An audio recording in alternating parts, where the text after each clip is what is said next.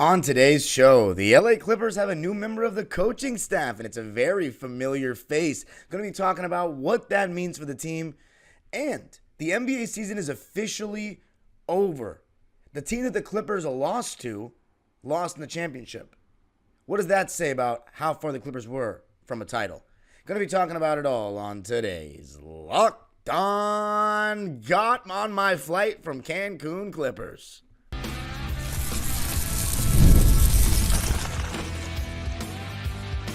You are Locked On Clippers, your daily Los Angeles Clippers podcast, part of the Locked On Podcast Network, your team every day.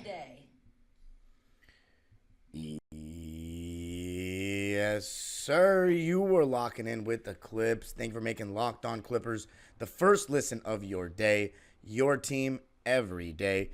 I'm your host, Darian Vaziri, born and raised in LA. Just finished my 19th season as a Clipper fan. You can also follow me on Twitter and Instagram at DimeDropperPod and subscribe to my own YouTube channel, Dime Dropper, for even more LA Clipper, LA Sports, and NBA content. Went live after every single game of the finals to talk about it on my own channel. And Locked On Clippers is free and available wherever you get your podcasts, including YouTube, where you need to hit the notification bell, subscribe to know every single time we post a video. And let me know what your reaction is to Jeff Van Gundy, yes, JVG, joining the Clippers coaching staff as the lead assistant, which is the main topic for our episode today. Also going to be talking and reacting to the Dallas Mavericks losing in the finals to the Celtics.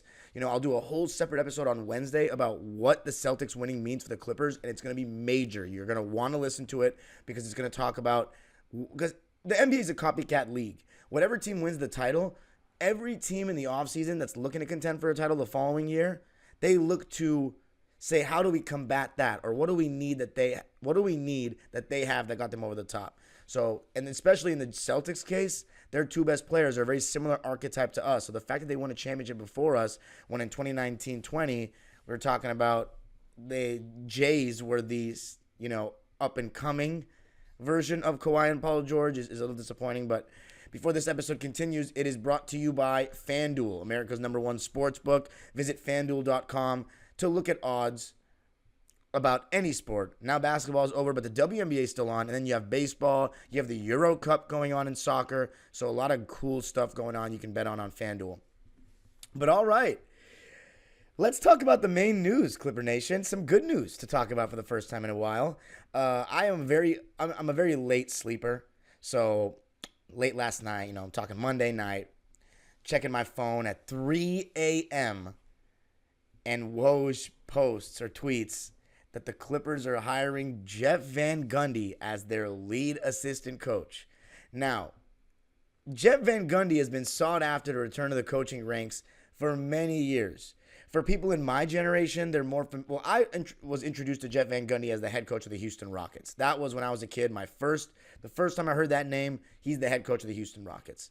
But for many people in my generation, and most of my generation, and the younger people than me, you remember Jeff Van Gundy, and you only know Jeff Van Gundy as the lead color commentator for ESPN and ABC for the NBA.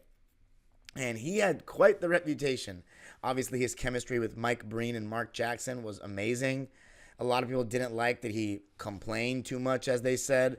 I didn't agree with those people at all. I thought that Jeff Van Gundy was hilarious, and he'd call out some bad rules in the NBA. And I definitely believe, I truly believe this in the bottom of my heart, that Jeff Van Gundy is one of the main reasons the take foul was introduced. Because he would always complain about that. He was like, how is this good for our game to intentionally foul on fast breaks? So there were so many officiating things he had a problem with, the long reviews, and I think that's why he was let go. Because he didn't promote the positive aspects of the game enough. But you can't just have people that are just going to only emphasize the positive and ignore the obvious, which is that not everything in the NBA is perfect. And to be honest, after the coverage of these NBA finals, there were a lot of complaints on social media. And I've felt that way for a while. But we went in the very opposite direction of, if you want to cover the game better, I think we didn't do a better job of that this season. And losing Jeff Van Gundy was not good. But here's the thing. I'm not here to talk about Jeff Van Gundy as a color commentator. I'm here to talk about the fact that he is rejoining the coaching ranks, and it's for your LA Clippers, or our LA Clippers. So if you're not familiar with Jeff Van Gundy, let's just read his resume. Didn't play in the NBA, so he's one of those, for anybody that he played college basketball at fairly unknown universities. Menio Oaks and Altherton, California. Like, see, they're an NAIA team. I've never even heard of them. Brockport, which is in New York. So these aren't even D1 schools. So he didn't even play D1 basketball, and he ended up coaching. But he really worked his way up the coaching ranks, right? Started out in high school, McQuaid Jesuit High School in Northeast Rochester. In Rochester, New York, northeast of the USA. Then he was an assistant at Providence for 2 years in the late 80s, 1 year as an assistant at Rutgers, and then 7 years as an assistant for the Knicks. That's where he broke into the NBA scene, and then he became the head coach of the Knicks for 5 years, including the famous 1999 8-seed Knicks that made it all the way to the NBA Finals and lost to the San Antonio Spurs. So those were some really good years of the Knicks. That's when he really made his name as a head coach. He obviously was a part of those Knicks-Miami Heat rivalries that resulted in, him hanging onto the floor, hanging onto his players' legs, fighting on the floor. That is a famous video of Jeff Van Gundy getting involved in those altercations. And then, as I said earlier, I know him as the coach of the Houston Rockets. He ended up coaching them for 4 years and made it to the playoffs a couple of times, but was let go after the 2007 season when they lost in Game 7 of the Utah Jazz. That was a really tough pill to swallow, especially for Tracy McGrady, because they had the home court. They seemed like they were ready to get that first series win, for McGrady and Yao, and they just fell short. So then he was replaced by Rick Adelman, and then ever since then, he's been the lead color commentator for the NBA on ESPN. And obviously, he got a whole new legion of followers because of how funny he was, how witty he was, and I thought he offered some great insight. But of course, I don't think, maybe this era wasn't his favorite era of basketball, but does every single person that's covering the game have to be that this era is their favorite? I don't know if that's needed necessarily. I think there is good to have some pushback. And just the chemistry between Mark Jackson and Jeff Van Gundy. But here's the thing. Teams were trying to poach him for many, many years. This past season, he worked as a consultant for the Celtics, so he ended up getting a ring. But he kind of, I guess, served in the Jerry West role. But now, June 18th, 2024, the Clippers have hired Van Gundy to not just be on the coaching staff, serve as a lead assistant under Ty Lue. Lead assistant. So he's going to have a big role in our coaching staff. Now, how much does an assistant coach move the needle? I don't think very much. However, NBA players always say they talk more to the assistant coaches than the actual head coaches. So we'll see what kind of tactical influence he can have. He definitely has passion, and this is the first time he's going to be actually working on a coaching staff in many years. But what's shocking to me is that Van Gundy's not taking a head coaching job. But that tells you what kind of respect or what kind of relationship he and Ty Lue must have. Because the article by Woj says that his relationship with Lue and the franchise's fondness for Van Gundy played major parts in the Clippers' ability to land him. So that has to be maybe he's friends with Ty Lue. With Lawrence Frank, Ty Lue, but he has good relationships with someone in our building. And so to have Jeff Van Gundy, I'm super excited because I'm a fan of his for his commentary and all that. So what kind of differences can he make, though? What can an assistant coach truly do? We're going to be talking about that coming up.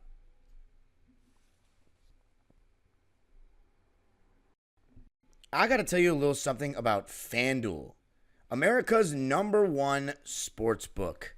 Right now you can place bets on FanDuel for baseball and WNBA and more. Summertime means baseball, and you can bet it all on FanDuel. Right now, new customers get $200 in bonus bets with any winning $5 bet. That's $200 you can use to bet everything from the Finals MVP to who's going to hit one out of the park. Visit FanDuel.com/lockedon and add a big win to your summer bucket list. FanDuel, America's #1 sports book. All right, the news coming out of Los Angeles on Tuesday is that Jeff Van Gundy is joining Ty Lue and your LA Clippers coaching staff as the lead assistant, the right-hand man, baby. And it's going to be a great role for Jeff, who, of course, is overqualified. And let's talk about the potential differences he can make. Now, the only experience I have about coaching is I coach at a youth level, right? I've been an assistant coach. I've been a head coach. And I absolutely think assistant coaches matter. Your coaching staff absolutely matters when it comes to schemes, when it comes to relationships with the players, and just being able to give you what you need as a head coach. If you have a guy that like you want to go to for defensive things, a guy that you want to go to for your substitutions and your rotations that's really good about that stuff, all these things, it's great to have people, the right people alongside you. Now, Jeff Van Gundy has a fire to him, as you can tell from listening to him talk, listening to him commentate, being a head coach in the league.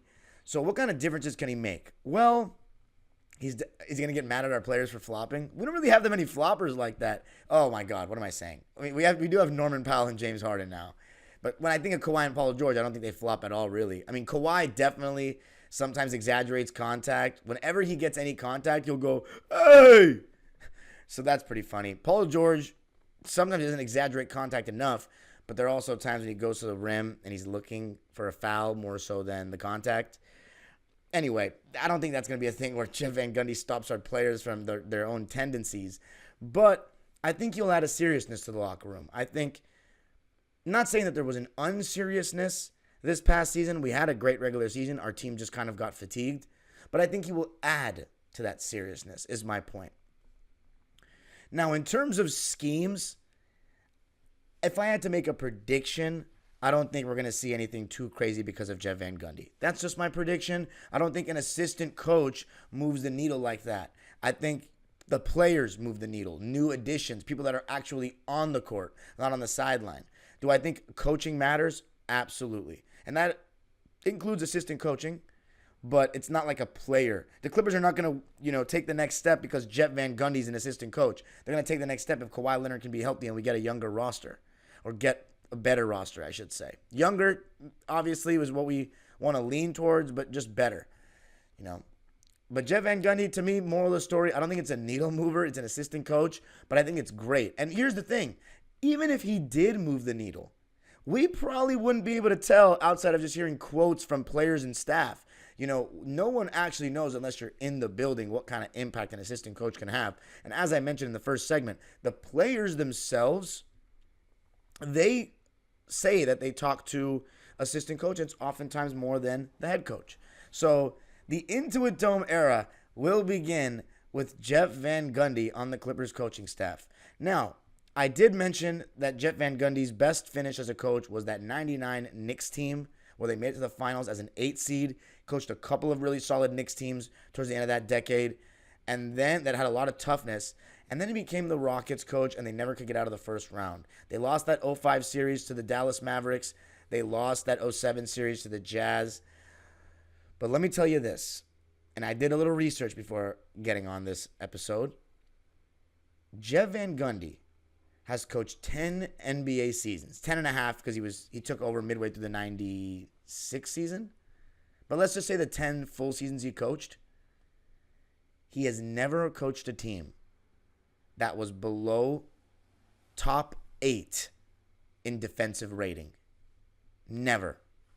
Now, I know that's largely personnel-based, but I don't think that's a coincidence. Because if you look at that Houston Rockets team in 2007, they had like Rafer Alston, Yao Ming, Tracy McGrady. Like, those guys are not known as like some great defenders. Of course, Yao Ming is a presence under the basket, but, that is not a crazy defensive roster. Now, they did have the Chuck Hayes of the world, Shane Battier. Although Shane Battier, he might have still been in Memphis then. He might have been in Houston. I don't remember exactly what year Shane Battier went to Houston. But the point is, Jeff Van Gundy, every single one of his rosters has been top 8 in defensive rating, and 7 of the 10 were top 5. So that tells you what kind of basketball lens he probably has, which is great. Because this year, the Clippers' defensive rating was, 16th in the league? Let me just double check. I think it was 16, but I haven't looked at it in a while. But we weren't a very good defensive team. We were very mediocre in that department. And, of course, when we did trade some wings with size for James Harden, we weren't going in a defensive direction. But, yeah, we were 17th last year in defensive rating. Previous year, 18th. In 2022, we were 8th. And we had Paul George missing 51 games and Kawhi Leonard missing every single game. So we went from 3 straight years in the top 10 to, bottom half of the league. So hopefully Jeff Van Gundy, that's the biggest thing I'm going to be looking at. Can he help our defense get better? Can maybe he be a tactical mind defensively? Although, there's no schemes that people haven't really seen. It's all about personnel. But will he challenge certain guys defensively? That's another thing. Will he be holding guys accountable and telling Paul George, dude, you need to be more aggressive. Get in the post. Will he be telling James Harden, stop pounding the ball so much. Move the ball quicker. Push the pace a little bit more. Be more engaged defensively. Is he going to be saying all that stuff? Is he going to be holding guys accountable? What kind of relationship he's going to have with these players, even though he hasn't coached since 2007? It's been a while. The league has changed. This is the player empowerment era. Dudes are a little more sensitive. That old school style of coaching of being very tough can be frowned upon. So, Tom Thibodeau is the last of a dying breed. And I'm not saying Van Gundy's like that, but he definitely has an old school mindset, which I obviously love. And even though I'm 25, the 2000s in this era are just so drastically different. The league is so drastically different. It feels like I've lived, I've been an NBA fan longer than I have because it's just such a different league. But I'm hoping that there's no secret that the Clippers could use some more accountability in the locker room, some more holding these stars accountable, in particular Paul George. So hopefully Jeff Van Gundy, I'm hoping, can hold the guys accountable and, of course, be more of a defensive mind. But coming up, going to be talking about what the Dallas Mavericks losing in the finals means for the Clippers. Because, yes, we did lose to the Dallas Mavericks. Going to be talking about that coming up. I got to tell you a little something about eBay Motors. Passion, drive, and patience. The formula for winning championships is also what keeps your ride or die alive. eBay Motors has everything you need to maintain your vehicle and level it up to peak performance. Superchargers, roof racks, exhaust kits, LED headlights, and more, whether you're into speed, power, or style. eBay Motors has you covered. With over 122 million parts for your number one ride or die, you'll always find exactly what you're looking for. And with eBay Guaranteed Fit, your part is guaranteed to fit your ride every time or your money back. Because with eBay Motors, you're burning rubber, not cash. With all the parts you need at the prices you want, it's easy to make your car the MVP and bring home huge wins. Keep your ride or die alive at ebaymotors.com. Eligible items only, exclusions apply. eBay Guaranteed Fit, only available for U.S. customers.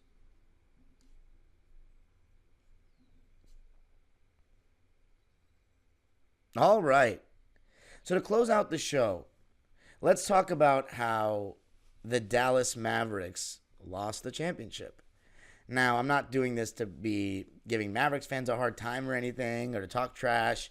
I just think that it's significant, the winner of the championship. And as I said, that's the next episode, is how the Celtics title affects the Clippers and what it means. What does it say about the Clippers roster construction and stuff like that? But just briefly to talk about it, because that's going to be looking at more like, how can we be more like the Celtics? How can we be more like a championship team?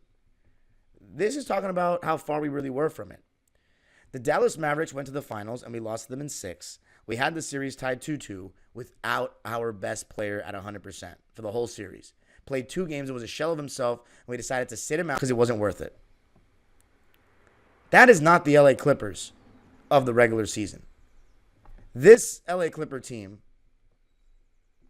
developed their identity due to the play of Kawhi Leonard, the 68 games that he was healthy.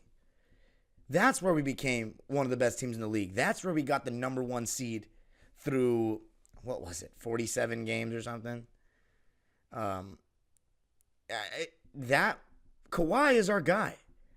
You can't judge the Clippers in an actuality without Kawhi. I mean, you can just say that they're never healthy. That's true. You can say that you should anticipate him being injured. That's true. But you really want to talk about what the team could be, what the team's roster construction is. It's built around a healthy Kawhi. You don't build a team around your first, I was going to say you don't build your team around your best player being injured, but one of the main reasons we got James Harden straight from Jerry West's mouth was the injury insurance. So That's one issue, right? We're building the team in anticipation of our best player being hurt a lot. And that's never a good thing when you're building a team in anticipation of your best player being hurt. But I will say this. I do, after this has all been done, the playoffs, after it's all over now, I do think we would have beaten Dallas. And I know it means nothing to say that, but I just think when you look at running it back next season, and that's what the Clippers are inevitably going to do, you got to look at what was this team's potential ceiling without Kawhi. Do I think it was a championship team this season? Absolutely not. I do not. I think we were too slow, too old, not good enough defensively, and Kawhi and Paul George and James Harden just did not get to the rim enough. But I will tell you this. We didn't get enough easy baskets. But I will tell you this. I think we would have beaten Dallas, and Dallas made it to the championship. Why do I think we would have beaten Dallas? We took them to 6 games, and Kawhi Leonard's availability actively hurt our team. But if you want to have an honest conversation, and Mavs fans, a lot of them were not willing to have that with us about Kawhi, that was not the real Kawhi. Let's say we go into the playoffs with Kawhi fully healthy, playoff Kawhi, even if Luka outplays him, or even if, if Luka played the exact same way that he did against us, that if Kawhi was healthy, they would have definitely lost the series. But let's just give the Mavericks the benefit of the doubt and say Luka was not 100%. Luka plays as well as he did against Minnesota against us. Even with that, I think if we had a healthy Kawhi, we win. We have 3 stars, so they're 2. Their whole thing this postseason, and it finally came back to bite them, was if your team had 2 shot creators, they could take you. They could put Derrick Jones and PJ Washington on Harden and Paul. They could put Derrick Jones and PJ Washington on J-Dub and SGA. However, Kyrie Irving guarded J-Dub a lot. The question would have been, could Kyrie Irving have... Because Kyrie Irving still guarded James Harden. That's the crazy part. He still guarded James Harden a lot. But at times, Harden saw PJ Washington, and actually he had an easier time getting by PJ Washington than Kyrie Irving, funny enough. But moral of the story, I think we would have beaten Dallas. I think we had 3 stars and more depth than they did. But would we have beaten Oklahoma City? You might think, yes, we're more experienced, we should. But we had trouble with them this season. Their youth, their athleticism, we didn't have what Dallas had. We didn't. We would have had to beat Dallas on the fact that we had 3 stars and they had 2, and we probably had a better supporting cast. But OKC, let's just say we beat OKC out of experience. I don't think we would have beaten Minnesota. And even if we did that, I don't think we would have beaten Boston. I know we beat them in Boston, but the fact of the matter is the Clippers, you can make an argument that maybe next year they go to the finals, but how far are they from winning the championship? And here's the thing. You can't just say, well, we would have beaten Dallas without Kawhi, and Dallas made it to the finals, so we're really not that far off. That's crazy talk to me, because the Clippers are always injured when it counts with this 2-on-3 era, even before this 2-on-3 era. So it's very hard for me to say that the Clippers can get any positives out of Dallas losing. I think if anything, Dallas winning would have been like, man, we're really not that far off, because if we had a healthy Kawhi, maybe Dallas would have never gotten there. But the one thing I learned about this postseason is you can't evaluate things like that. Styles make fights. And Dallas was a great matchup for Minnesota because they exposed Rudy Gobert in drop coverage. I would say exposed Rudy Gobert in drop coverage, but you couldn't really play effective drop coverage against Dallas, right? Luka was carving them apart. They were getting those lobs to Derek Lively and Daniel Gafford, which they were doing against us as well. The answer to beating Dallas was having switch everything personnel, which was what the Celtics had and the Clippers just don't have. They switch 1 through 4 like the Mavericks do, then they'll play drop coverage with Zoo or they're big, whatever they're doing. So the Clippers, they're not going to build their team around trying to beat Dallas next year. That would be, just not necessary. It's going to be about how can we be like Boston, especially because Boston has a very similar core that's that's the head of the snake for them in their 2 wings than the Clippers. Very similar. So that's going to be tomorrow's episode, is how the Boston Celtics winning the championship affects the Clippers and what they did that we couldn't do. That's going to be a good episode. But the moral of the story, Jeff Van Gundy is a Clipper now. He is on the coaching staff. He's the lead assistant. How much of a difference will he make?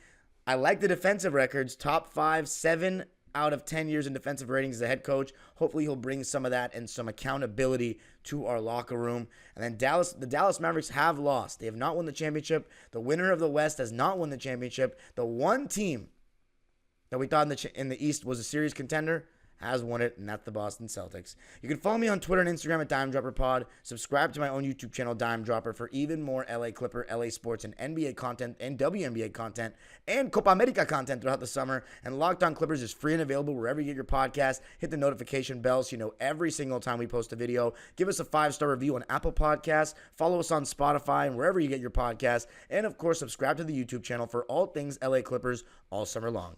The age-old proverb continues, go Clippers, and we're flying back from Cancun to Los Angeles next episode. Have a good one. Go Clips. Always go Clips.